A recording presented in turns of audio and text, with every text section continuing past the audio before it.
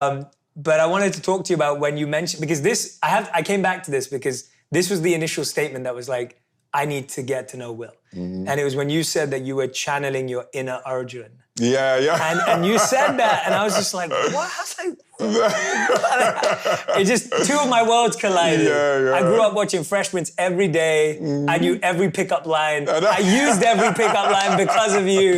I bought the bad boy suit. Yeah. Like, you know, for me, it's like, that was my teenage years. Yeah, that's genius. I watched Bad Boys for Life for the 7th time on the way here today to Dubai, because I thought I was like, it's offensive to watch any other movie.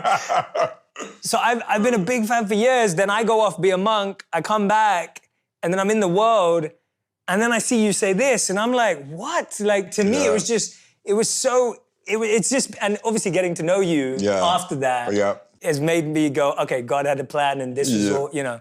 But tell me about why Arjun as a character for you has been, because you even, and I think this is because of you and your storytelling, you even brought Arjun in my life more to life. So tell me a bit about why Arjun was so synonymous with you. And you know, so there are figures in spiritual texts and just in general for human beings, you know, being creatures of example, and there's, you know, probably for 5 or 6 years before Arjun, I just was stuck on Abraham. I just loved Abraham's life, right? And I was following Abraham, and on his, you know, on his deathbed, he gets up to wash the feet of the guests in his house. You know, just stories like that,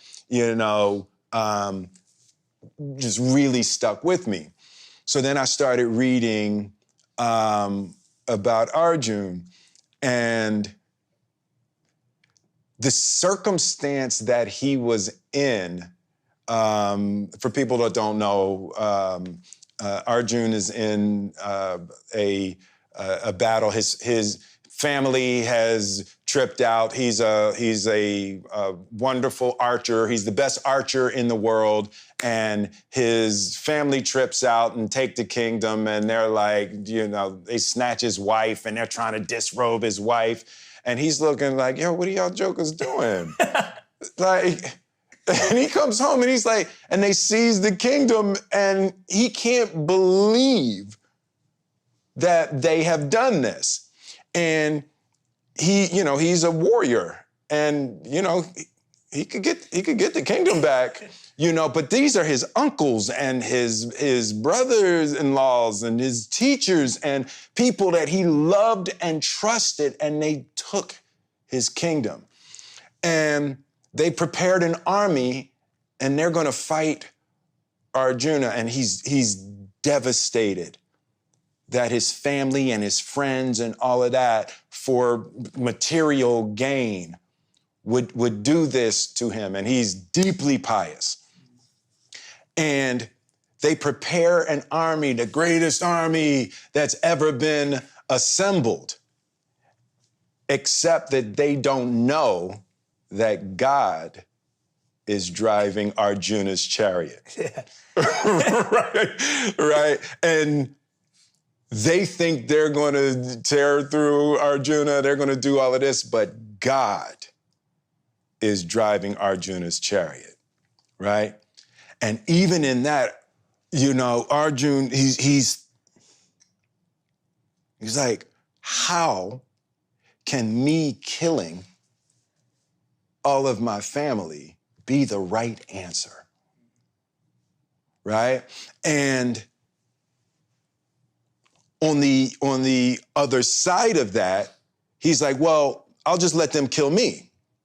I'm not doing that. There's no version of me going into battle with them. I don't care how wrong they are. I don't care. And as I just got deeper and deeper into that story, it's like, I feel like that all the time, right? I feel like I'm in what Radhanath Swami referred to as a perplexing situation. Always. Always, right? That I feel stuck in a perplexing situation with people I love where there's not clean answers, right?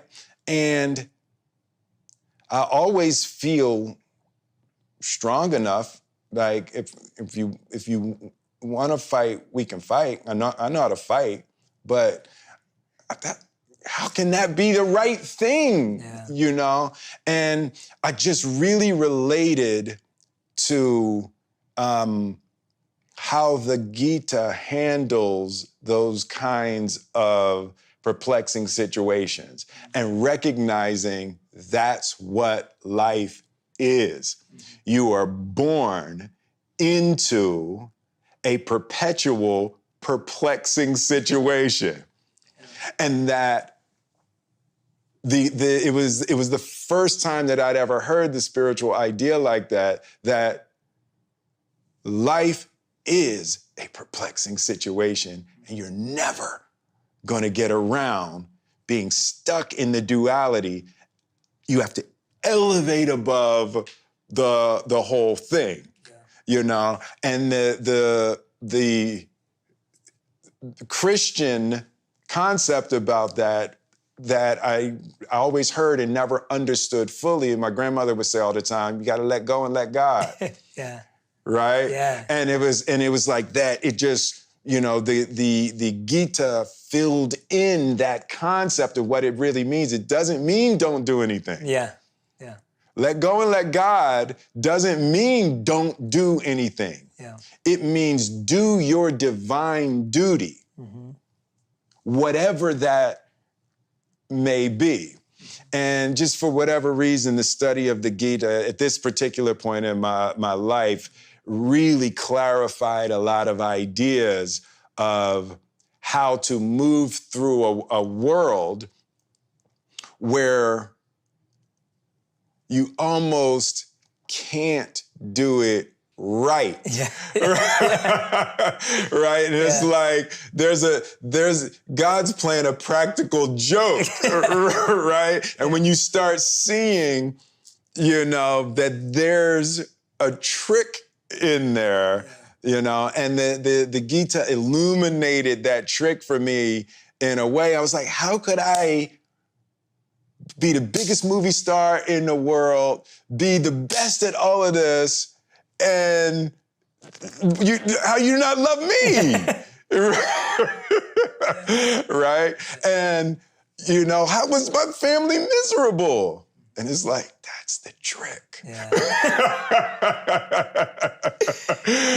know, that's the practical joke. That's beautifully explained. Because it's the perception of the right reaction. Yes. That's where we get lost, is that for us, going back to what you said at the beginning, you were like, there's no such thing as a bad experience.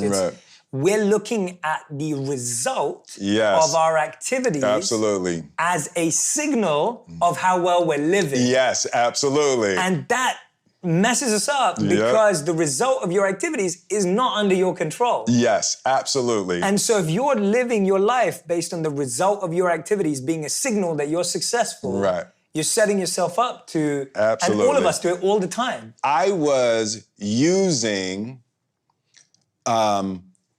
Jada's reaction to my actions as a measure of the quality of my actions. And one thing has nothing to do with the other. Absolutely. Right? And that's not what we're taught, right? And, you know, the concept that someone's reaction to your behavior is theirs and your behavior is yours. And when you try to marry the two, when you try to use the